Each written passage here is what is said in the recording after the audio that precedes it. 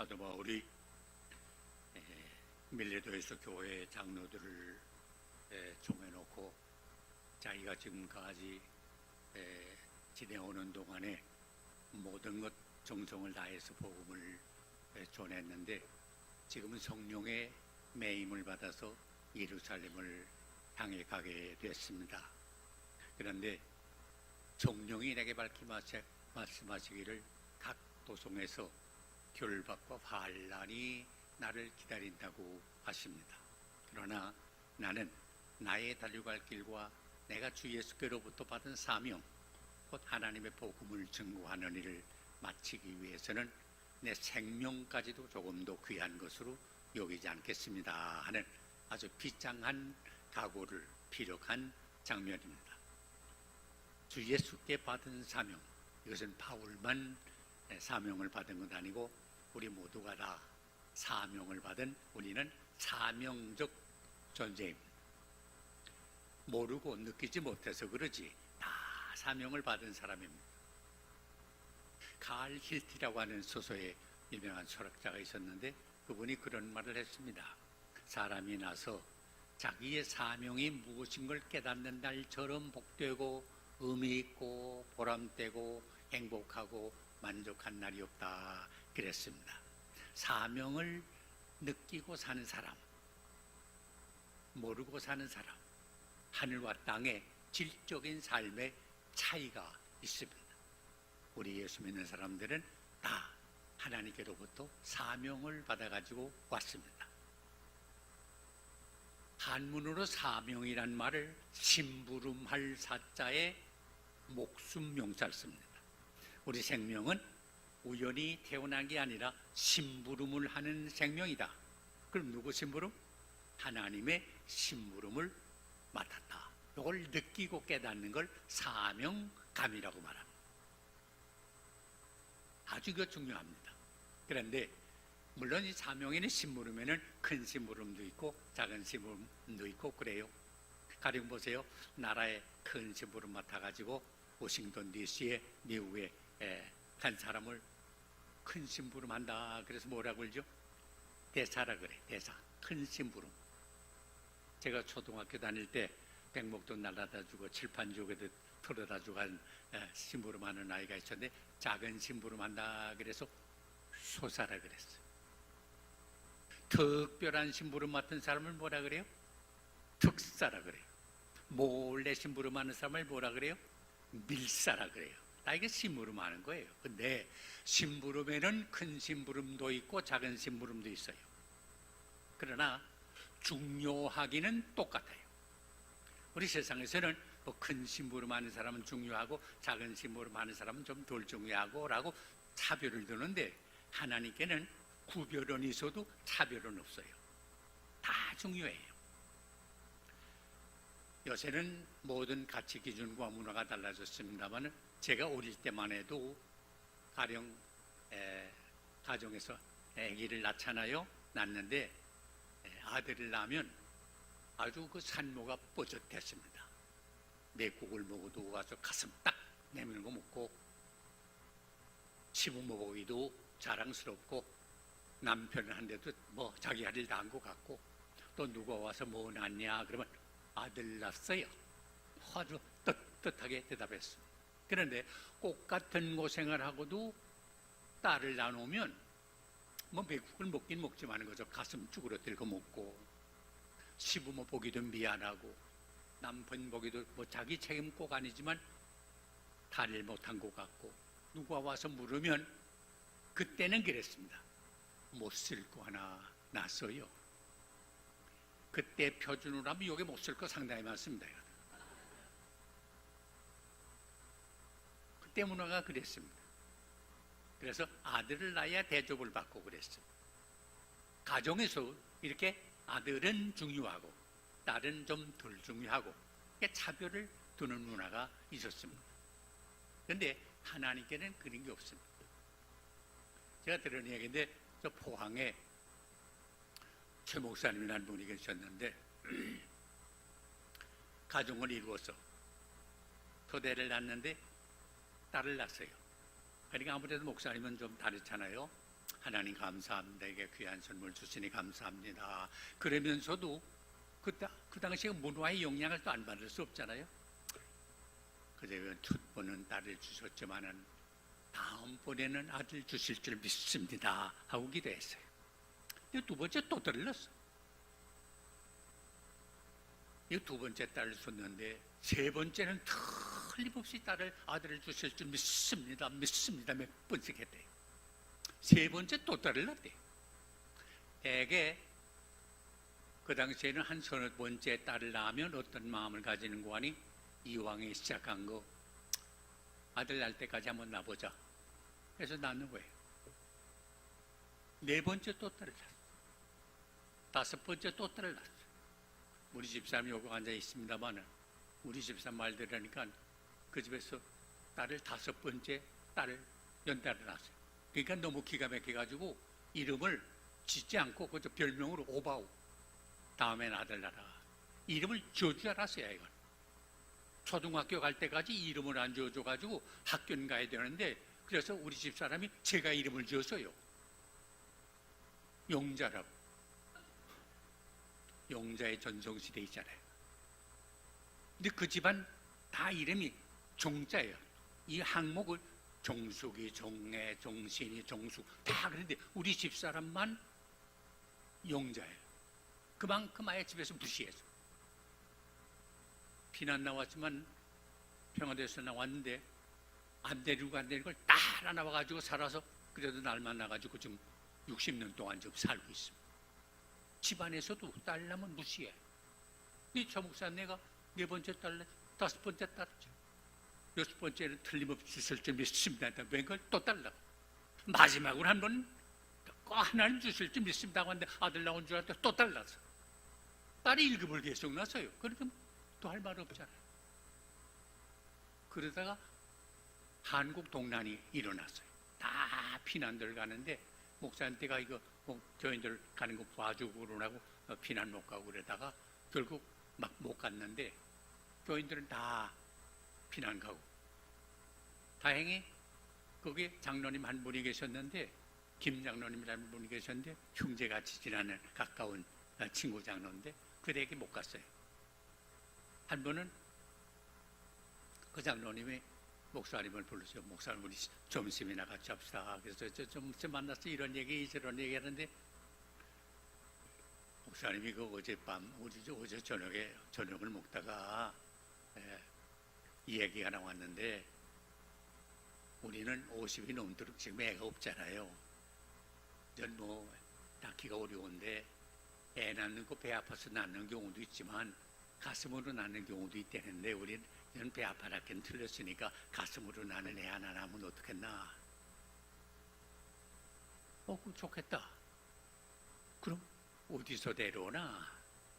배경이 분명한 집에서 데려오자. 그럼 누구네가 좋겠나?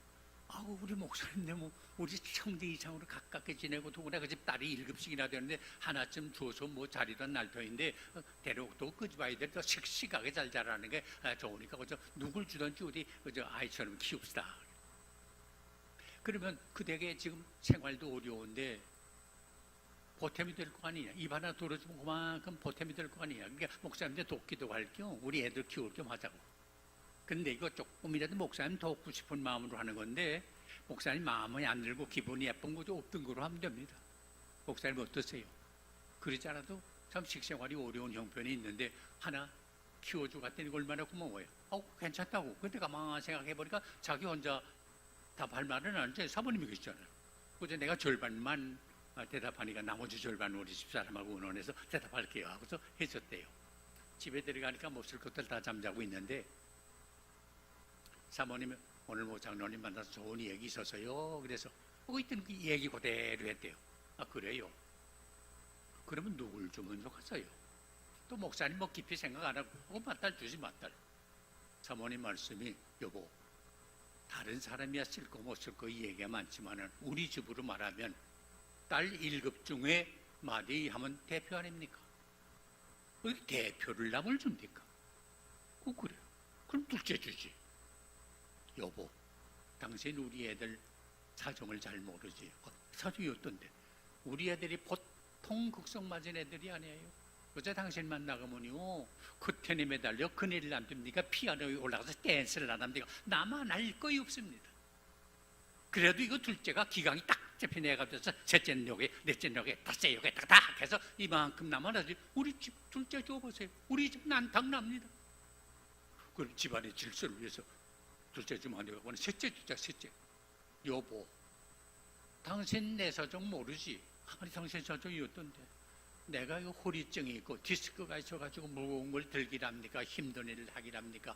그래도 다행히 요 셋째가 바지런해가지고 물기로 온다, 불때 해준다, 밥 해준다, 빨래 해준다, 청소해준다. 집안 살림 걔가 다 맡아 하는데 셋째 주면 누가? 당신 맡아서 하세요. 그러면 집안 살림을 위해서 셋째 주면 안 되가? 넷째 주자. 넷째. 여보, 당신 걔 성적표 봤어요? 못 봤지? 아버지라는 게 그렇다고 성적표를 한번 보세요. 성적표가 어떤데? 걔는 도무지가 첫 과목부터 마지막 과목까지 몽땅 다 수예요. 수. 공부 잘하고 똑똑하고 남쪽 우리 뭘 가지라는 거예요. 그런 것도 안 돼갖구나. 더 숫자 주자. 더 숫자. 얘는 죽어도 욕먹어요. 아니 죽어도 욕먹다니. 당신 모르나? 걔는 어릴 때부터 천식이가 있어서 알러지가 있어서 찬바람만 조금 나면 콜롱콜롱 기침이 있는데 장로님 댁에 들여보세요. 찬바람 나서 콜롱콜롱 기침이 있으면 어디서 쓰지 못할 병신 새끼 하나 줬다고 평생을 두고 욕할 때인데 그 두고 욕먹으리를 왜 해요? 안 되거든. 하도 많아서 그 여섯째는 내가 잊어버려 모르겠어. 미안해요. 막내에 주자. 사모님이 정색을 하고 돌아앉으시면서 하신 말씀이 다른 애는 몰라도 걔만은 정말 안 돼요. 그래서 왜? 그랬더니 딸 1급 중에 나 닮은 건 그거밖에 없어요. 딸 1급이면 하나 둘쯤 밖에 나가도 자리도 안 보여요. 그러나 부모가 볼 때는 하나하나가 소중해요. 여기 앉아 계신 여러분, 우리 김 목사님한테는 하나하나가 소중하다는 사실을 믿으시기 바랍니다. 하나님 보실 때는 우리 머리카락까지 세시는 분이에요. 소원과 기대를 가지고 역사하신다는 사실을 믿으시기 바랍니다. 크고 작은 건 있을 수 있지만 중요하기는 똑같습니다. 그러면 영어로는 이 부른다, 사명이라는 말을 콜링이라 그래요. 하나님이 부른다, 소명이라 그러잖아요. 부르면 우리가 응답해야 돼요. 예, 내가 여기 있습니다. 콜링 하면 응답을 하는데 이걸 영어로 리스판스라는 말을 써요. 우리가 응답을 하면 하나님이 우리에게 능력을 줘요. 오늘 직분 맞는 분도 계십니다만 안수집사가 되고 권사가 되고 난 못해요. 그러지만 아니에요. 맡기면 하나님이 능력을 줘요. 그걸 에빌리티라 그래요. 리스판스라는 말과 에빌리티라는 말 붙여보면 리스판스빌리티라고 하는 말이 돼요. 뭐예요? 책임. 사명자는 책임 의식이 있어요. 이거 중요해요. 그럼 누가 책임 의식이 있어요? 주인이 책임 의식이 있어요. 손님은 책임 의식이 없어요. 저는 여기 왔다가 가면 그만이에요. 그러나 우리 김 목사님은 이 교회 전체를 책임지고 있기 때문에 뭘 하나 보아도 그냥 보질 않아요. 책임. 오늘 직분 맡은 여러분도 직분 맡는 것도 중요하지만 어떤 의식이 중요하냐? 책임 의식을. 여러분 한 분 한 분이 책임 의식이 있게 되면 이 예수 천망 하나 교회가 완전히 달라질 줄로 믿습니다. 나라 정치하는 사람들 보세요. 우리 때는 안 그랬는데 그 전에 하던 사람들이 이렇게 해서요 책임을 자꾸 돌려요. 이건 주인의식이 없는 사람이에요. 사실은 그 자리에 앉을 자격도 없는 사람들이에요. 책임을 느껴야 돼요. 이게 사명자예요. 더구나 사명으로 사는 사람은 적극적이고 긍정적으로 살아요. 왜? 하나님이 나에게 이 직분을 맡겼다. 왜? 하나님이 나와 함께한다. 여호수아를 향해서도 말씀했죠. 강하고 담대하라. 강하고 담대하라. 강하고 담대하라. 내가 모세와 함께 있던 것 같이 너와 함께하마. 하나님이 함께하면 우리는 뭐든지 할 수 있어요. 예수님 말씀했죠. 너희가 내 안에 내 말이 너희 안에 있으면 무엇이든지 원하는 대로 구하라. 그리하면 이루리라. 너희가 많은 열매를 맺으면 하나님께 영광이 돌아갈 것이고 너희가 내 제자인 것을 만인 앞에 알게 하리라 말씀했어요. 그러므로 우리는 범사에 긍정적이에요. 적극적이에요. 약속의 땅을 누가 차지해요? 긍정적이고 적극적인 요사와 갈렙이 차지했지 나머지 10사람은 났다가 간 것뿐이지 아무런 의미가 없어요. 민수기 13장에 보면 12사람의 대표가 다 나오는데 우리가 요수아와 갈렙은 기억하지만 나머지 10사람 기억해요? 목사님은 아세요? 모르죠. 나도 몰라요. 알 필요도 없고 알아서도 소용없어. 어떻게 우리가 긍정적이 될 수 있느냐? 빌립보 4장 13절 말씀 여러분 기억하죠? 내게 능력 주시는 자 안에서 내가 모든 것을 할 수 있느니라. 믿으시면 아멘 하세요. 내가 한다는 말 아니라 주님이 나와 함께해서 능력을 주실 때 나는 할 수 있다 하기 때문에 긍정적이고 적극적이에요. 기억하셔야 돼요. 우리가 그저에 3.1절 100주년을 맞이했습니다만 오늘 여기도 3.1절 기도회를 갔는데 일본 사람이 우리를 강점하고서 가장 주력한 게 뭔지 아세요? 우리 한국 사람, 그 당시는 조선 사람을 아예 의식적으로 소극적이고 부정적으로 만들어 버리려고 했어요. 이제는 허물어졌습니다만 저 중앙청이라는 그 건물이 있었는데 거기 안에 조선 역사 편찬이라는 오형기관이 있었는데 거기서 하는 일이 뭐냐? 조선 사람들을 다 부정적으로 소극적인 의식을 가지게 만들자. 한국 사람은, 조선 사람은 무능하다, 조선 사람은 게으르다, 조선 사람은 더럽다, 조선 사람은 헛바지다. 그래서 우리 스스로도 생각하기를 훌륭하고 좋은 건 다 외국 거고 행편없고 더럽고 보잘것 없는 건 우리 한국 거로 알았어. 제가 초등학교 다닐 때만 하더라도 봄, 가을로 소풍을 갔거든요.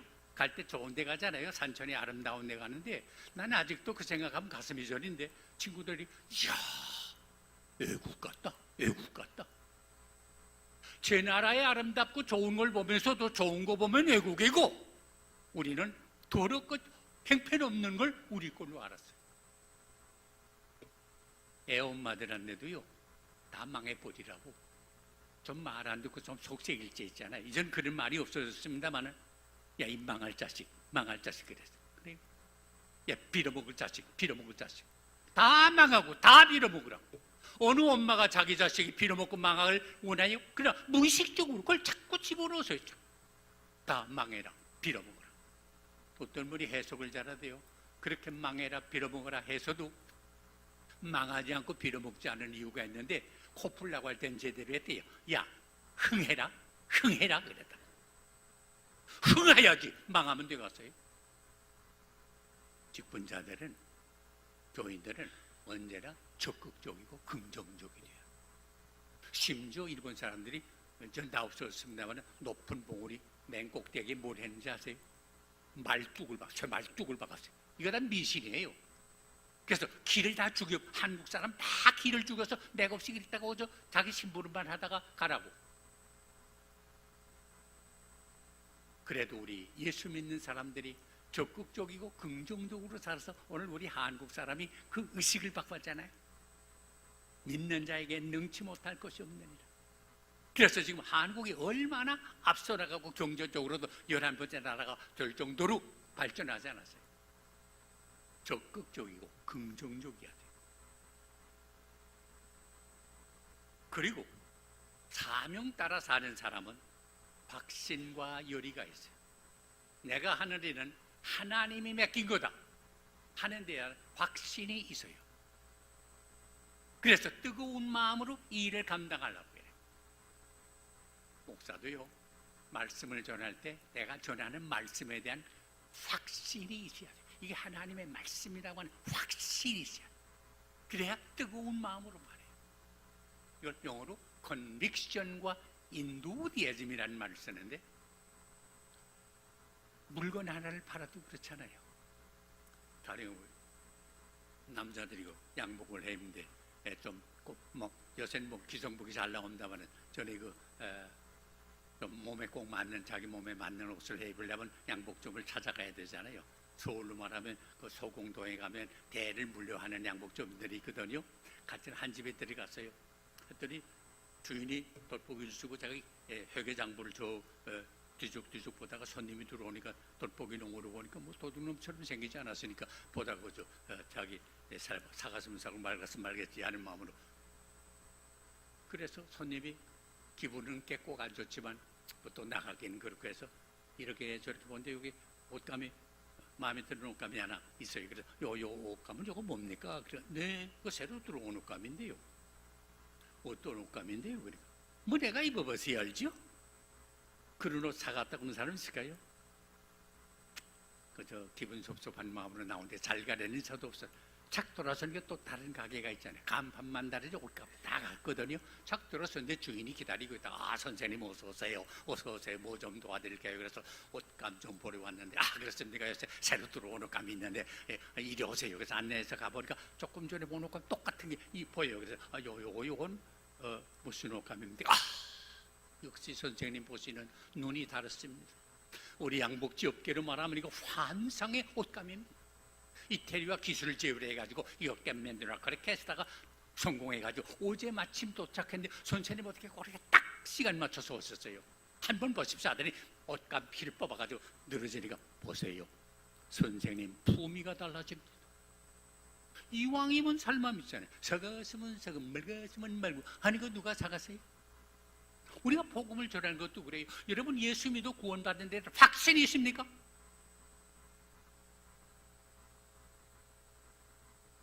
예수 소망 하나 교회에 대한 긍지가 있습니까?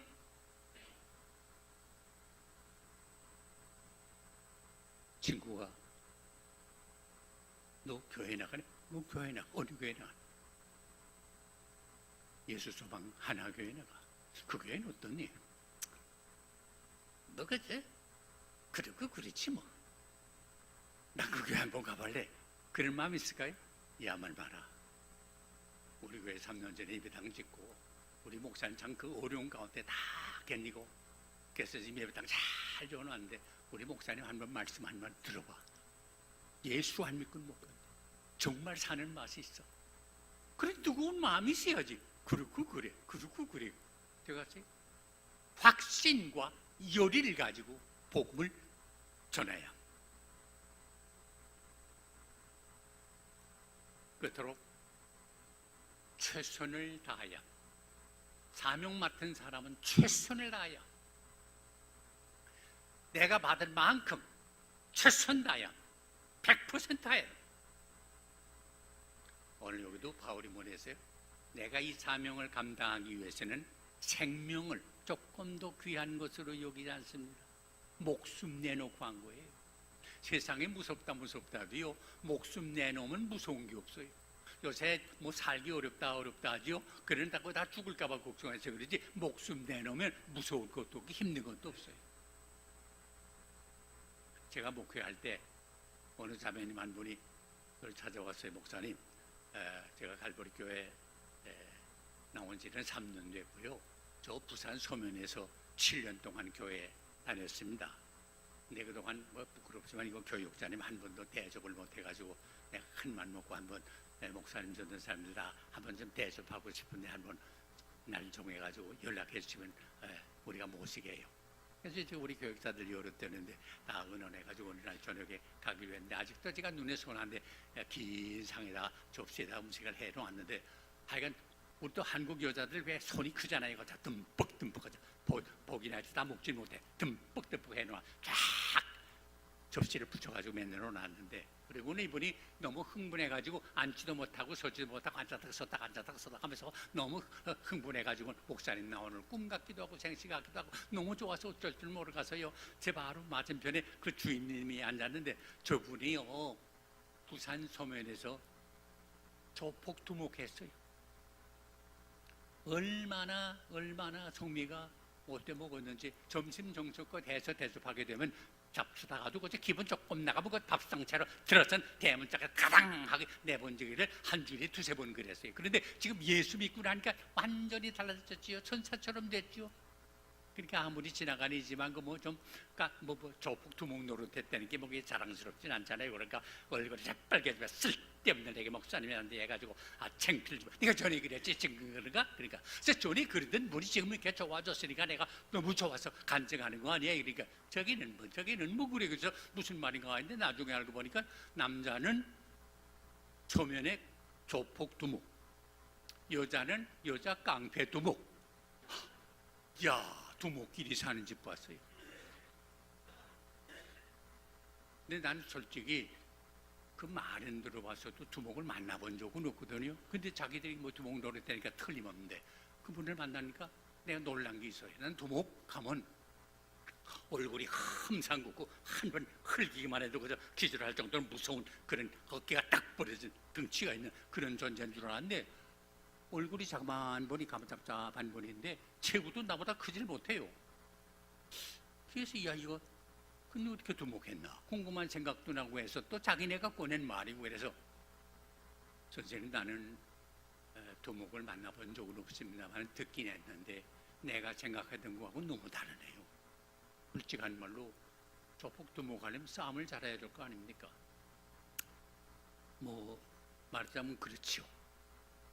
근데 싸움하려면 힘이 있어야 될 거 아닙니까? 근데 이거 미안하지만 선생님은 뭐 나보다도 특별히 힘이 있을 것 같지 않은데 어떻게 그렇게 싸움을 잘했어요? 그래. 저 사람 쓸데없는 말 해가지고 나 이거 목사님한테 대답하기도 그렇고 안 하기도 그렇고 그래서 아까 상관 있어요. 이것도 재밌는 말로 하자는데 그래요. 목사님 싸움은 힘으로 하는 게 아닙니다. 그래서 난 원래 알아들었어. 기술이 있구나. 무슨 기술이 있어요? 기술도 아닙니다. 그럼 뭡니까? 그랬더니 그분 표현이 그래. 이거 내놓으면 됩니다. 난 게 처음에 무슨 말인가 했어요. 보세요. 나보다 덩치 크고 힘 있는 놈하고 내가 붙지 않습니까? 꽉 붙드는 순간에 내 이놈하고 싸우자 죽는다. 죽을 각오라 딱 붙들면 저것이 느낌 나. 이놈은 목숨 건 놈이구나. 아무리 덩치 큰 놈이라도 내 앞에 와서 무릎을 꿇으면서 앞으로 형님으로 모시겠습니다. 이렇게 되는 겁니다. 내 그 말 듣는 순간 부흥에 10번 참여하는 것보다 은혜 더 많이 받았어요. 야, 생명 내놓는다. 최선 다한다. 동료에도 죽도록 충성하라. 최선 다한다. 다시 말씀드려요. 많이가 중요한 거 아니에요.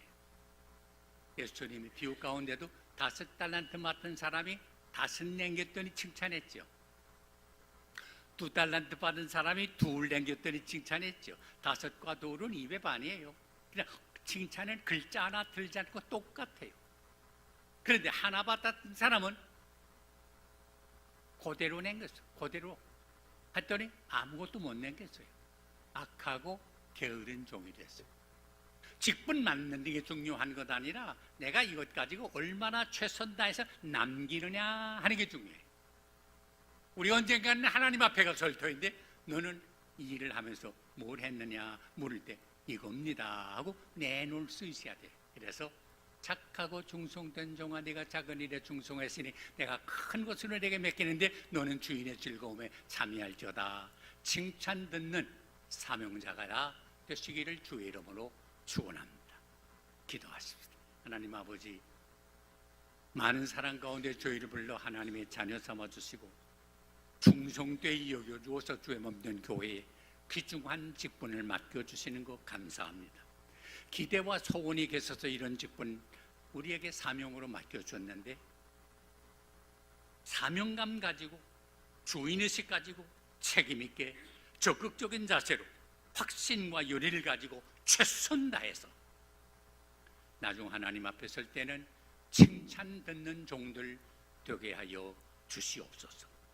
오늘 임직하시는 주의 종들에게도 특별한 은혜를 도하여 주어서 주의 종들로 말미암아 이 교회가 생명이 약동하는 복된 교회 되게 하여 주시옵소서. 예수님의 이름으로 간절히 기도하옵나이다.